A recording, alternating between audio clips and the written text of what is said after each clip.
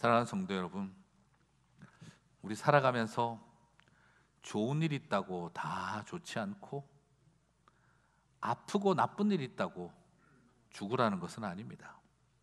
우리는 그 모든 것 속에서 십자가의 역설을 읽어낼 수 있었으면 좋겠습니다. 그렇잖아요. 네.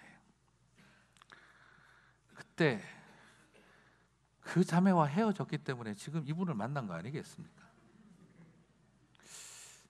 더 잘못됐다고 생각하실지 모르겠지만 아픈 게 다 나쁜 게 아니고 나쁜 게 다 나쁜 것이 아닙니다. 우리의 삶 속에 끊임없이 죽지만 부활하고 주와 함께 죽었는데 내가 죽었는 줄 알았더니 사망이 사망하고 그래서 우리에게 부활이 시작되어지는 것이죠. 아프면서 너무너무 고통스러운데 눈부신 은혜로 다가오는 역사, 이것이 십자가 속에 가득 찬 하나님의 은혜인 줄 믿습니다. 사랑하는 성도 여러분, 십자가를 바라보며 그 고통이 우리를 살리셨다, 예수님의 그 끔찍한 아픔이 우리에게는 생명이 되었다, 저와 여러분이 그것을 바라보시며 미안해하며 감사하며 회개하는 저와 여러분이 되시기를 바랍니다. 자, 이것도 대단한 일입니다. 핍박의 시대를 살아가는 성도들에게 고통 중에 즐거워하고 오히려 위로를 받고 위로를 하라고 하는 이런 베드로의 메시지가 참 놀랍습니다. 저는 그래서 우리 이 핍박의 시대에 누구라도 모질고 독해질 수 있는 시대에 우리 그러지 말자, 좀 더 애틋하자, 좀 더 다정하자, 좀 더 우리가 warm heart, 따뜻한 가슴을 가지고 나아가자. 저는 이 모습을 바라보면서 우리 사도 베드로를 제가 형님으로 안 모실 수가 없었습니다. 어떻게 이런 마음을 가질 수 있었을까? 네로의 광기가 극에 달하여 감옥에 갇혀 있는 자리에서도 그는 어떻게 이렇게 따뜻할 수 있었을까? 사랑하는 성도 여러분, 저와 여러분에게 그 따뜻함이 오늘 흘러가게 되기를 바랍니다. 이렇게 아름다운 삶을 살아간 것, 주님이 살아내신 삶입니다. 하지만 이젠 그것으로 만족하면 안 됩니다. 예수님이 우리를 위해서 십자가에서 죽으셨다, 그래서 우리는 나음을, 생명을 얻었다, 이것으로 끝날 수가 없습니다. 이제 그 십자가는 저와 여러분의 삶이 되어야 한다는 것이죠. 베드로는 우리가 예수님으로 인해 경험한 이 은혜에 감사하는 것을 넘어서 예수님의 본을 따라, 그의 십자가의 자취를 따라 우리가 다시 고난과 부활의 길을 걸어가기를 저와 여러분에게 격려하고 있습니다. 베드로전서 2장 21절을 봅니다. 같이 읽겠습니다. 이를 위하여 너희가 부르심을 받았으니 그리스도도 너희를 위하여 고난을 받으사 너희에게 본을 끼쳐 그 자취를 따라오게 하려 하셨느니라. 여기서 중요한 것은 분명히 맞아요. 우리를 위하여 고난을 받으신 거예요. 그래서 우리는 예수님이 나를 위해서, 우리를 위해 고난 받으셨단다, 우리를 사랑하셨단다, 너무 감사하다, 끝 할 것이 아니라, 그렇게 우리를 사랑하셔서 고난을 받으신 이유는 우리에게 좋은 good example이 되기 위해서, 그래서 그의 발자취를 따라 우리도 십자가의 길을, 예수님이 우리를 위해서 고난을 당하신 것처럼 너희도 그들을 위해서 십자가의 길을 따라가자고 저와 여러분에게 부르시고 계신다는 것입니다. 나 하나 사랑받은 것으로 용서받은 것이 목적이 아니라 그것을 통해 또 다른 열매를, 너를 통해 또 다른 열매를 맺고 싶다, 이것이 주님의 마음이라는 것입니다. 우리 많이 부르는 찬양 있잖아요. 당신은 사랑받기 위해, 옛날 차좀 잘못 잡아서 당황을 하도 요즘 노래를 못하겠어요. 당신 사랑받기 위해 태어난 사람. 저는 그 찬양 처음 나왔을 때, 제가 울산에서 고등부 사역할 때 수련회 가서 그 찬양으로 아이들을 축복했어요. 그렇게 막 축복 찬양을 하고 있는데, 제가 아니고 자기가 스스로 저한테 늘 말했던, 우리 못난이라고 하던 자매, 고등학생 자매 하나가 앞에서 펑펑 우는 거예요. 너무 많이 울었어요. 태초부터 시작된 하나님의 사랑은 당신은 사랑받기 위해 태어난 사람. 이 찬양 부르는데 얘가 너무 많이 울었어요. 그날 저녁 집회는 참 은혜로운 부흥의 마지막 수련의 저녁이었습니다. 11시쯤에 다 모든 것이 끝나고, 그죠? 수련회 오면은 또 영적으로 많은 충만함이 있으면 그 다음에 또 라면으로 충만해야 되지 않습니까? 그래서 라면 다 해가지고 애들 나눠주고 이제 먹고 자라고, 라면 끓여서 쭉 나눠줬고 애들이 라면 먹고 있는데, 갑자기 우리 그 자매가 저한테, 우리 학생이 걸어오더니 저보고, 강도사님, 제가 좀 나가서 간증을 좀 해도 될까요? 야, 지금 라면 먹는데 간증하면 누가 듣겠냐. 조금 있다가, 아니요, 뭐 누가 듣든지 말든지 저는 그게 중요하지 않고요, 제가 하나님 앞에 지금 고백 안 하면 안 될 것 같아요. 그래서 제가 마이크 다시 잡고, 라면 먹는데 미안합니다. 그런데 우리 자매 이야기 조금만 경청하면서 하고 나서, 아까 절대 라면 불게 하지 않겠다고 했으니까, 그러니까 여러분 잠깐 듣고 합시다 했는데, 얘가 마이크를 딱 잡고 첫 마디가 한 게, 저는요 어느 여상 다니고 있습니다, 이 말을 꺼낸 거예요. 애들이 전부 다 깜짝 놀랐어요. 왜냐하면 울산은 그 당시에 평준화가 되어 있지 않아서 전부 다 학교를 시험 쳐서 갔거든요. 얘가 학성고등학교 다닌다, 뭐 울산고등학교 다닌다 이러면, 아, 중학교 때 1등에서 5등 사이였구나, 어느 고등학교 다닌다, 아, 45등에서 50등 사이였구나, 바로 알 수 있어요. 그런데 그 아이가 말한 그 학교는 인문계, 실업계 다 떨어진 애들이 갈 데 없어서 마지막 가는 학교, 그 학교를 다닌다고 이야기를 꺼낸 거예요. 아이들은 그 이야기 꺼내는 걸 정말 싫어하거든요. 근데 얘가 수련회 마치는 저녁에 저 어느 학교 다닙니다 말을 꺼냈어요. 애들이 라면을 먹다가 다 놀래버렸어요. 처음 봤으니까. 근데 이 아이가 앞에 나와서 중학교 때도 꼴찌였고요, 그 학교를 다니게 됐어요. 그런데 그 학교를 가서도 너무너무 힘들었어요. 저희 언니는 저보다 너무 예쁘고 공부도 너무 잘해요. 왜 세상은 참 불공평하다, 나는 못난 것만 다 가지고 태어났을까. 그래서 저는 어릴 때부터 못난이라고 했어요. 그런 제가 하나님 너무 이제는 좀 잘하고 싶어서 학교마저 이런 꼴찌 학교에 왔는데, 그래서 정말 열심히 하고 싶었어요. 그래서 제가 아는 게 없으니까 드라마에서 본 것처럼 정화수에 물 떠가지고 창문 열고 놓고 달 쳐다보고 빌었다는 거예요. 달님, 달님, 제가 이번에 열심히 공부할 테니 제발 좋은 성적 나오게 해주세요. 그렇게 달님, 달님하고 빌었는데, 열심히 공부 준비해서 시험을 쳤는데 성적표 받아본 다음 저는 정신줄을 놓았습니다. 그 꼴찌 학교에서 정교 꼴찌를 했습니다. 저는 그 성적표를 받아보고 정신줄을 놓아버렸고, 여러 번 죽으려고도 했고 좌절해서 벗어날 수가 없었습니다. 그러던 어느 날 교회 다니는 친구가, 중학교 때 친구가 저한테 연락이 와서 교회를 가자고 했고, 그래서 교회를 다니기 시작을 했는데, 어느 학교 다니니 물어보는 일이 제일 지옥같이 힘들었습니다. 그런데 이번에 수련회 와서 하나님이 나를 사랑하신다는 것을 알았습니다. 나는 사랑받기 위해 태어났다는 것을 알았습니다. 이제 더 이상 부끄러워하고 숨지 않고, 한 번도 나는 사랑받을 존재가 아니라고 생각했는데 태초부터 하나님이 나를 사랑하셨다고 하셨습니다.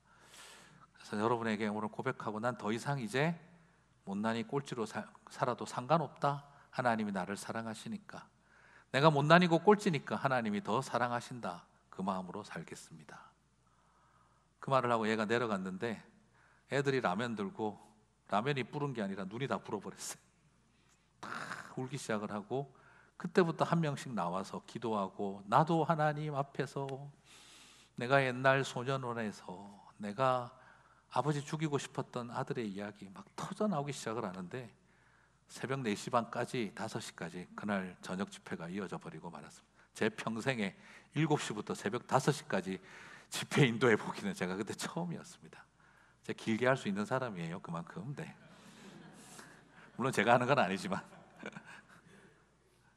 그런데 그 이후 수련회 갔다 오고 나서 이 아이가 교회 본당과 교육관 사이에서 어느 날 보니까 청소하고 쓰레기를 줍고 있는 거예요. 그리고 교회 주변에 청소를 하고 있는 거예요. 저는 뛰어가서 야 뭐하냐 이랬더니 얘가 하는 말이 아유 제가 할 줄 아는 게 없잖아요 강도사님. 그래서 그냥 하나님 내가 너무 나를 사랑해 주시는데 그냥 교회라도 사랑하자 싶어서 주변에 떨어진 종이 조각이 없나, 그리고 아이들 저 교육관에서 노는데 더러운 거 안 보여줬으면 좋겠다 싶어서 그냥 청소하고 있어요 그러는 거예요. 어떻게나 아름답고 예쁜지. 그래서 데리고 우리 못난이 가자 그래가지고 데리고 가서 유치부 전도사님한테 가서 얘 보조교사 좀 쓰면 안 되시겠어요 하니까 전도사님이 너무 좋아하면서 데리고 들어갔어요. 그리고 나서 그 다음 전도사님한테 제가 말을 들었는데, 애들만 보면 유치부 아이들을 다 안아주면서 하나님이 너를 사랑하신단다, 그게 얘 하는 일이었던 거예요. 하나님이 너 사랑하신다, 하나님이 너 사랑하신다. 그렇게 사랑을 주는 아이로 바뀌더라고요. 그리고 나서 고등학교를 졸업할 때 저한테 오더니 추천서 써달라고. 왜 그러냐 그러니까 저 신학교 가고 싶어요. 그래서 평생 아이들 하나님이 너를 얼마나 사랑하는지 가르쳐주고 싶어요. 그래서 신학교에 가고 여전도사님이 되어서 어린이 사역자가 되었어요. 저는 그때 그걸 보면서 참 많은 생각을 했습니다. 뭐냐 그러면 이 아이는 여러분 사랑 한번 받고 난 다음에 계속 사랑받고 싶어서 사랑 매달리는 아이였을까요? 아니면 사랑을 베푸는 아이가 됐을까요? 사랑을 베푸는 삶이 되어졌습니다. 그리고 나서 사람이 사랑을 받고 나면 사랑하는 존재가 되는구나. 하나님의 사랑 한번 받았는데 나는 끝까지 사랑만 받을 거라고 하는 사람 없습니다. 사랑하게 되어집니다. 이것이 은혜죠. 그래서 당신은 사랑받기 위해 태어난 사람, 이 찬양이 나오고 난 다음 화답 찬양이 나왔죠. 감사해요 깨닫지 못했었는데 내가 얼마나 소중한 존재라는 걸. 그리고 나서 고백합니다.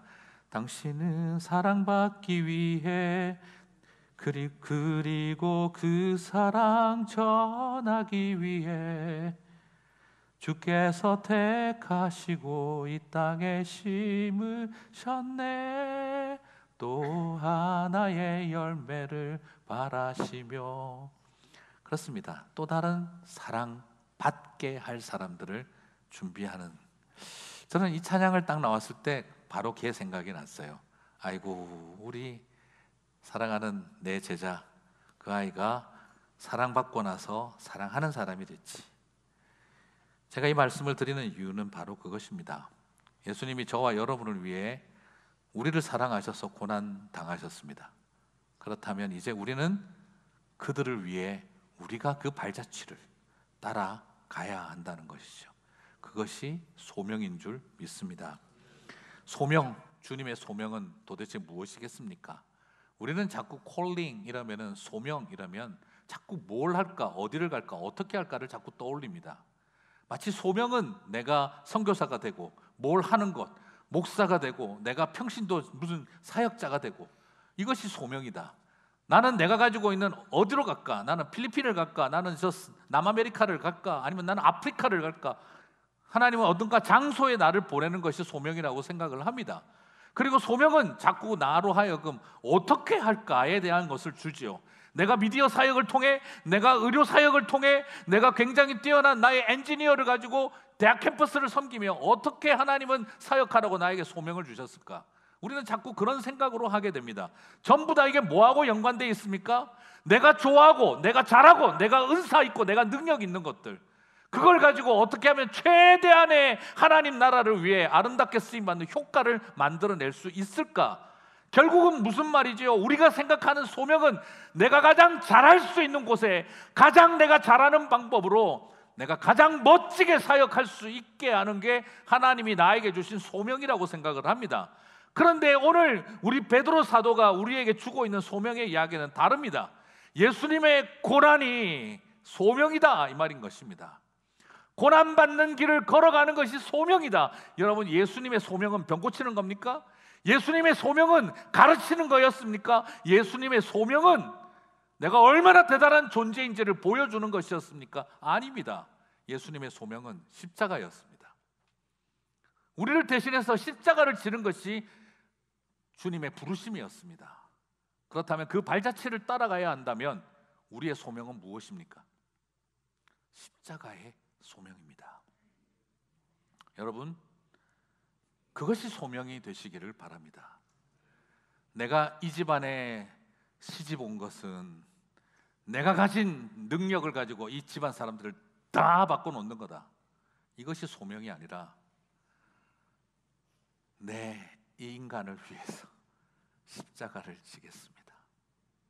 내가 이 정신 못 차리는 자녀들을 위해 고난의 부르심을 감당하겠습니다.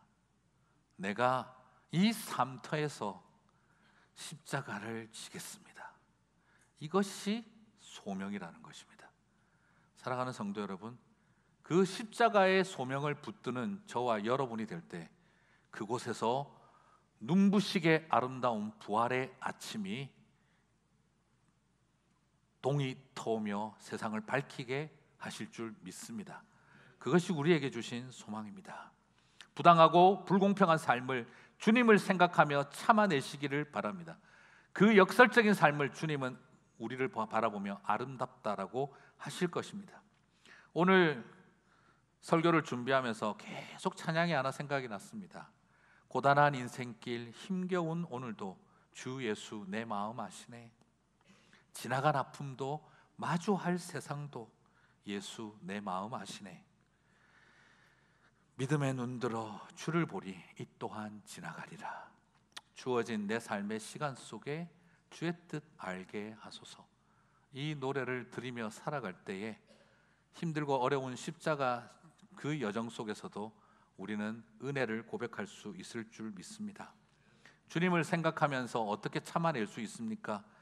단순히 고생했으니까 내가 주님이 고생하셨으니까 나도 고생해야지 하는 당위성이 아니라 주님을 생각하다 보면 주님의 마음을 알게 되는 것입니다. 이 땅을 살아가면서 사람이 겪는 가장 큰 고통은 사랑하는 사람을 잃어버리는 것, 사랑하는 자녀를 잃어버리는 것. 그래서 가장 원망스러운 게 하나님인데, 그런데 하나님을 바라보면은 알게 되지요. 가장 사랑하는 아들을 잃는 애비의 마음을 누구보다 잘 아는 분이 하늘 아버지라는 것을 우리가 보기 때문입니다. 그렇습니다. 우리가 주님의 생각하면 슬픔을 참아낼 수 있는 건 가장 원망스러운 하나님 아버지가 자식 잃은 아버지의 심정을 누구보다 잘 알고 있기 때문인 것입니다. 내 자녀들이 아픈 것을 누구보다도 고통스러워하는 것을 알기 때문입니다. 그래서 누가 나를 위해 가서 저들을 구원할까 그렇게 부르고 계시는 아버지라는 것을 알기 때문입니다. 그래서 우리는 그 슬픔을 참을 수 있는 힘을 얻게 되는 것이지요. 그럴 때 주님께서 말씀하시는 것입니다. 참 아름답구나 하는 것이죠. 사랑하는 성도 여러분, 이렇게 견딜 수 있는 은혜, 그게 우리를 향한 부르심입니다. 아시잖아요. 아픈 자식 있는 사람들이 아픈 자식이 있는 부모들의 마음을 알지 않습니까? 내 새끼 아파 보고 장애 갖고 죽을 고생하는 걸 쳐다보고 나면 장애를 가진 아이, 아픈 아이의 부모가 어떤 심정일지 누구보다 잘 알지 않겠습니까? 그래서 찾아가고 돌보고 함께 옆에서 울어주는 것 아니겠어요? 그것이 소명인 겁니다. 나는 힘들고 어려운 사람들을 돌봐줄 사명을 받았어. 왜냐하면 나는 경제적으로도 넉넉하고 저런 사람한테 시간 줄 수 있는 여유가 있으니까 힘들고 어려운 사람들 가서 도와줘야지. 소명 아닙니다. 오히려 소명은 내가 아파봤으니 그 아픔 자리에 알기에 내 시간 쪼개서라도 그 아픔의 자리에 함께하고 싶다. 이것이 소명인 겁니다. 고난의 자취를 따라가는 길, 사랑하는 성도 여러분, 그 길을 걸어가게 되셨으면 합니다. 그래서 오늘 베드로전서 2장 21절을 같이 봅니다. 이를 위하여 너희가 부르심을 받았으니, 우리의 콜링은 무엇입니까? 예수 그리스도의 고난의 자취를 따라가는 것, 그것이 저와 여러분을 향한 부르심, 콜링이라고 저는 믿습니다. 목사님 내가 뭐 잘하는데요, 하나님 내가 이런 거 능력 있는데요, 저를 사용하시면 30배, 60배, 100배의 열매를 맺으실 것입니다. Deal or no deal. 이걸 하고 있는 게 아닙니다. 하나님, 나는 지금 이렇게 아프고 괴롭습니다만 내가 주님의 십자가의 길을 따라갈 수 있게 해주십시오 할 때 주님께서 그것을 사명으로 여길 것입니다. 오늘 이 마음을 가지고 참고 오늘도 가정으로 돌아가고 서는 자리에 저와 여러분을 바라보시며 주님은 말씀하십니다. 참 아름답구나. 사랑하는 성도 여러분, 베드로전서 2장 19절을 읽습니다. 같이 읽겠습니다. 부당하게 고난을 받아도 하나님을 생각함으로 슬픔을 참으면 이는 아름다우나. 그렇습니다. 그 부당함 속에서 주님이 이 슬픔을 참는 백성들을 바라보며 사랑하는 내 아들아, 내 딸아, 네가 참 아름답다 말씀해 주시는 것입니다. 이 말씀 또 들었다고 집에 가서 악용하지 마세요. 내 너 아름답게 해줄 기회를 줄게, 부당한 슬픔과 고통을 줄게, 그러는 사람들에게 말씀드리고 싶어요. 저주가 있을지어다. 제가 그렇게 말하고 싶어요. 오늘 저와 여러분에게 걸어가는 길 대신 해드린 겁니다. 네, 집에 가서 하지 마세요. 그런 말 한다고 우리 목사님이 저주가 있을지어다 했어 또 이러지 마시고 그냥 제가 대신 선포해드립니다. 네, 목사가 강단에서 저주가 있을지어다 하면 보통 교회 떠나야 되는데 이건 분명히 괜찮을 거라고 생각합니다. 여러분, 우리의 삶 가운데 주님이 슬픔을 참는 자리, 그 아름다움을 위해 불러주셨습니다. 실패와 고통을 경험할 때 하나님은 나를 버리셨나 봐 생각되지만, 그러나 실패와 고통을 경험할 때 기억하십시오. 나를 부르시는구나. 그것이 우리에게 소명입니다. 말씀을 이제 마무리하겠습니다. 제가 클래식 음악을 잘 아는 건 아닌데 그냥 우연찮게 장영주 씨, 바이올리니스트, 세라 장의 그 연주를 우연히 봤는데 너무 감동적이더라고요. 그래서 보니까 비탈리의 안토니오 비탈리의 샤콘드라고 불어로 되어 있는 샤콘드라고 하더라고요. 샤콘드가 뭐지? 이래가지고 열심히 찾아봤더니 그의 그 샤콘드 G 단조, 샤콘드 G 마이너. 그런데 그 곡 옆에다가 타이틀을 붙여놨는데 세상에서 가장 슬픈 음악이라고 하더라고요. 세상에서 가장 슬픈 음악. 그래서 도대체 이 샤콘드가 뭔가 싶어가지고 찾아봤더니 세상에서 가장 슬픈 음악이라고 하는 샤콘드의 그 G 마이너가, 알고 보니까 그 샤콘드는 17세기, 18세기에 바로크 시대 때 유행했던 음악인데 그 음악의 기원은 프랑스 남부와 스페인의 세 박자로 된 춤곡이라는 거예요. 그냥 머릿속에 떠오르는 것이 참 충격적이었습니다. 어떻게 세상에서 가장 슬픈 음악이 가장 격정적이고 강렬한 자줏빛이 연상되어지고 붉은색이 연상되어지는 스페인 사람들의 세 박자 춤곡에 기초하고 있다. 굉장히 역설적이었습니다. 뭐라고 해야 될까요? 가장 격정적인 춤사위가 가장 슬플 수 있다 하는 것입니다. 여러분, 이 의미를 느끼시죠? 가장 몸부림치듯 격정적인 춤이 이 세상에서 가장 슬픈 음악이 될 수 있다 하는 것. 가장 격정적이기에 어쩌면 가장 슬플 수 있다. 그래서 저는 그냥 지난 한 주간 설교 준비하면서 계속 들었습니다. 세계적인 바이올리니스트인 야사 하이페츠, 그 러시아 사람의 그 연주도 열심히 들어봤고, 들으면서 저렇게 슬픈 음악을 저렇게 정열적으로 격정적으로 표현할 수 있구나 깜짝 놀랐습니다. 그리고 세라장, 우리 장영주 씨의 그 바이올린을 들으면서 참 그 슬픔이 춤이 되고 춤이 슬픔이 될 수 있다 하는 것이 참 많은 생각을 하게 했습니다. 이렇게 격정적인 춤 속에, 이렇게 격정적인 춤 속에 슬픔이 깃들 수 있고, 그 깊은 슬픔 속에 이렇게 격정적인 춤사위가 녹아들 수 있다 하는 것이죠. 가장 큰 슬픔은 가장 열정적인 춤으로 표현될 수 있습니다. 저는 그것이 뭘까 떠올려 보니 예수님의 십자가구나 하는 생각을 하게 되었습니다. 십자가, 세상에서 가장 슬픈 음악입니다. 그러나 그 속에는 모든 백성을 살리는 기쁨의 춤이 깃들어 있습니다. 세상에서 가장 격정적인 주님의 몸부림이었고 춤사위가, 그래서 우리는 가장 슬픈 음악을 십자가에서 듣습니다. 사랑하는 성도 여러분, 그래서 십자가 앞에 서면 역설이 일어납니다. 슬픔 앞에 울게 되고 기쁨 앞에 찬양하게 되는 것입니다. 우리의 슬픔이 변하여 춤이 되고, 우리가 추는 그 격정적인 춤을 바라보면서 십자가 속에 담겨있는 하늘 슬픔을 느끼게 되는 것이지요. 사랑하는 성도 여러분, 너무 힘들고 슬픈 일이 우리 삶 가운데 있을 때에 부탁드리고 싶습니다. 세상에서 가장 큰 슬픔이 여러분의 춤이 되게 하십시오.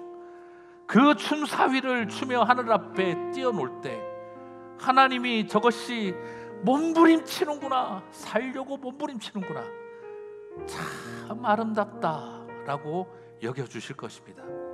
펄쩍펄쩍 뛰며 너무너무 슬퍼서 춤추는 사람들, 그 춤을 바라보며 주님이 눈물 짓고 사랑하는 내 아들 내 딸 참 아름답구나 하여 주실 때 우리의 모든 위로가 함께할 줄 믿습니다. 네로 왕자를 묵상하지 마십시오. 예수님을 묵상하십시오. 광기 어린 세상에 거룩함을 추구하십시오.